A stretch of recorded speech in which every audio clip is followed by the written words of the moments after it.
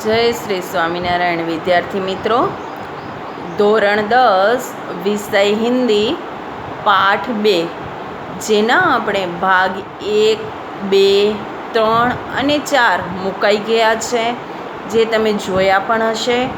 આજે આપણે ભાગ 5માં પાઠ 2ની જે અધુરસ છે તે મિત્રો આજે આપણે પૂર્ણ કરશું.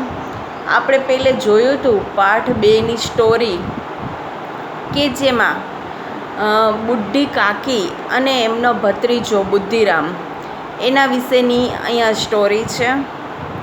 બુઢી કાકી છે એ બહુ ધનવાન અમીર હતા, પરંતુ વૃદ્ધાવસ્થામાં એની કેવી હાલત થાય છે, અને એનો ભત્રીજો સંપત્તિની લાલચમાં આવી અને સંપત્તિ પડાવી લે છે, પરંતુ જ્યારે સેવા કરવાનો અવસર આવે છે ત્યારે એમની નિયત ફરી જાય છે. પરંતુ છેલ્લે એ બંનેને હૃદય પરિવર્તન પણ થાય છે અને બુઢી કાકીને સારી રીતના અપનાવ્યા પણ છે. એ અત્યારે આજે આપણે ભાગ 5માં જોઈશું. તો પાઠની શરૂઆત કરીએ તો, કાકીને પૂછા, ક્યાં તુમારી અમ્માને દી હૈ? કાકીએ પૂછ્યું, શું તારે અમ્મા એટલે કે માં કે આપી છે? लाडली ने कहा, नहीं यह मेरे हिस्से की है. તો લાડલી કહે છે, ના, આ તો મારા ભાગની છે. જ્યારે લાડલી કાકીને મોડી રાત્રે ચોરી છુપેથી પૂરી ખવડાવવા જાય છે, ત્યારે કાકીને એમ થયું હશે કે આ કોને આપી છે. ત્યારે લાડલી કહે છે, ના, આ તો મારા ભાગની પૂરી છે. કાકી પૂરીઓ પર टूट पड़ी. 5 मिनट में पिटारी खाली हो गई.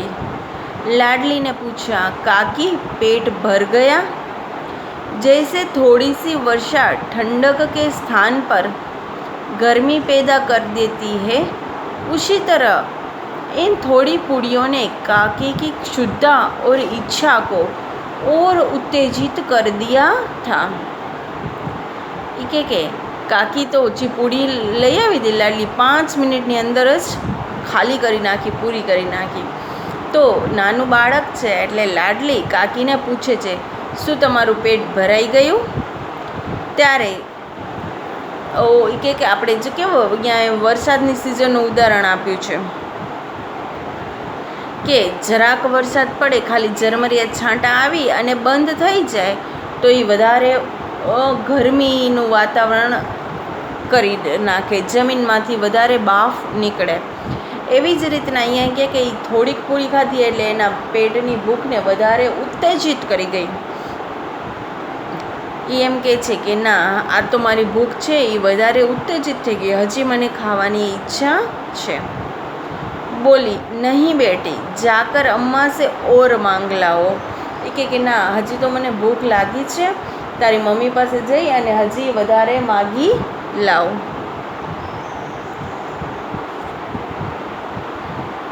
કાકીને પિટારી કો ફિર ટટોલા. કે છે કાકીએ પિટારીને એટલે જે ઓનામાં લઈ આવે છે ને કટોરામાં પૂરી, એને ટટોલા એટલે ફરી પાછું ખાલી કર્યું. ઉસમેં કુછ ખુરચન ગિરે છે. પૂરી લઈ આવીને એના પછી ઝીણો ભૂક્કો વધ્યો હોય ને એ ખુરચન કહેવાય. તો એ કે એ નાખ્યું તો ઉને નિકાલ કર વે ખા ગઈ. એને પણ કાઢી અને એ ખાઈ ગયા. બાર બાર હોઠ ચાટતી હતી, ચટખારે ભરતી હતી. વારંવાર એને હોઠ ચાટતા હતા અને ચટખારે એટલે મોઢામાં રસાસ્વાદ આવતો તો એવા સિસકારા ભરતા હતા. હૃદય મસોસ રહા था कि और पूड़ियाँ कैसे पाऊँ. એને મનમાં એવા વિચાર આવતા હતા કે હજી આનામાંથી પૂરી કેવી રીતના હું મેળવું. કાકી કા અધીર મન ઈચ્છા કે પ્રબલ પ્રવાહ મેં બહ ગયા. કાકીનું એ કે અધીરું મન વધારે ઈચ્છા ઉત્તેજિત થઈ ગઈ. હવે મને ગમે એ રીતના હું પૂરી કેવી રીતના મેળવું, એવા એના મનમાં વિચારો મનોમંથન ચાલવા લાગ્યા. ઉચિત ઓર અનુચિત કા વિચાર જાતા રહા. ઉચિત અને અનુચિત એટલે શું યોગ્ય છે અને શું યોગ્ય નથી એનો વિચાર એના મનમાંથી આ ખાવાની ઈચ્છા પાછળ ચાલ્યો ગયો. वे कुछ देर तक उस इच्छा को रोकती रही. એ કેટલાક સમય સુધી એ ઈચ્છાને रोकता रहा। सहसा लाडली से बोली, मेरा हाथ पकड़कर वहाँ ले चलो जहाँ मेहमानों ने बैठकर खाना खाया। એ તરત જ બોલી ઉઠી કે એનો હાથ પકડીને કે મને ત્યાં લઈ જાઓ કે જ્યાં મહેમાન બેસી અને જમ્યા હતા। લાડલી ઉનકા અભિપ્રાય સમજ ન શકી। લાડલી એટલે કે એની જે નાની બાળકી હતી, દીકરી હતી, એને આ બધી વસ્તુ કે એ શું કામ એવું પૂછે છે કે બધા મહેમાનો આવીને ક્યાં જમ્યા હતા, એ સમજી ના શકે। उसने काकी का हाथ पकड़ा और ले जाकर जूठे पतलों के पास बैठा दिया।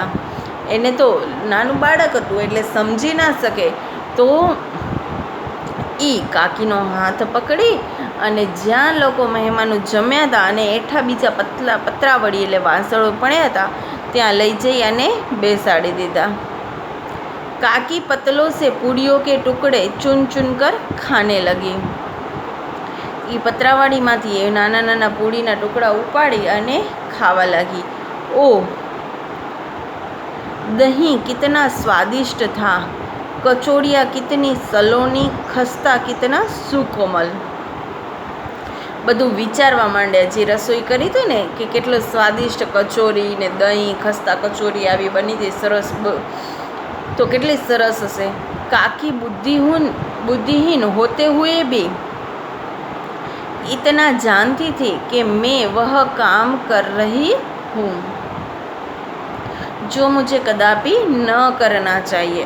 આવા એઠા વાસણોમાંથી લઈ અને વીણતા હતા એટલે એને મનમાં એટલો વિચાર આવ્યો કે આ હું જે કરું છું એ યોગ્ય છે નહીં। મેં दूसरों की जूठी पत्तल चाट रही हूँ કે બીજાના એઠા પતરા વડે છે એ ચાટી રહી છું। परंतु बुढ़ापा तृष्णा रोग का अंतिम समय है। परंतु आ वृद्धावस्था है ये के बुढ़ापानो अंतिम समय है जब संपूर्ण इच्छाएं एक ही केंद्र पर आ लगती है કે બધી જ ઈચ્છાઓ નો એક જ કેન્દ્ર હોય અને એ છે કે બુઢી કાકી में यह केंद्र उनकी स्वादेंद्रिया है। બુઢી કાકીની બધી ઈચ્છાઓ ક્યાં થાય છે તો પોતાની સ્વાદેન્દ્રિયો ઉપર। એ પોતાની સ્વાદેન્દ્રિયો એટલે કે ટેસ્ટી જમવાનું એ ઈચ્છાને કાકી રોકી નહોતા શકતા અને જેમ એની વૃદ્ધાવસ્થા આવી જતી હતી એમ એને એ સમય વધારે ને વધારે એવી ઈચ્છાઓ થતી હતી કે હું આ ખાવાનું કેમ લઈ લઉં એમ। ઠીક ઉસી સમય રૂપા की आँखें खुली। હવે આ દ્રશ્ય છે એ રૂપા એટલે કે જે બુદ્ધિરામની પત્ની હતી એ જોઈ ગઈ કે આ બુઢી કાકી છે એ એઠા વાસણોમાંથી જૂઠા એઠા વાસણોમાંથી લઈ અને પોતે ખાવા લાગ્યા છે।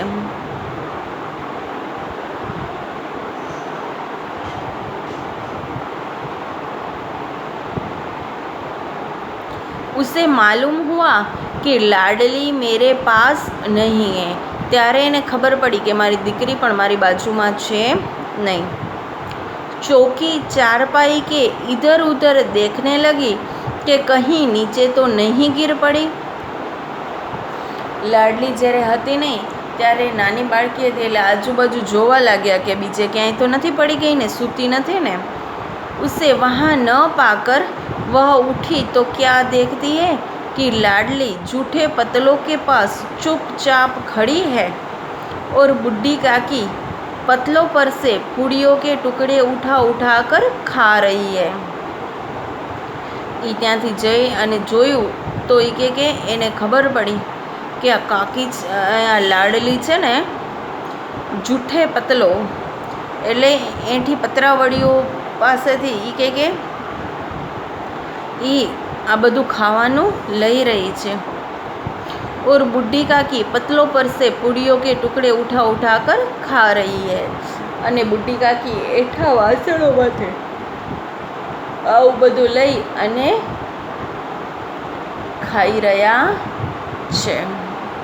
આવું બધું જોઈ અને બુટ્ટી કાકી તો જે રૂપા હતી એકદમ સનર થઈ ગઈ. મિત્રો, અત્યાર સુધી આટલું રાખીએ છીએ ભાગ 5માં. આ પાઠની બીજી થોડીક એવી અધુરાશ છે એ અને એની પ્રશ્નોત્તરી એ આપણે ભાગ 6માં જોઈશું. અને ભાગ 6માં આ પાઠ 2 એ સંપૂર્ણ થઈ જશે.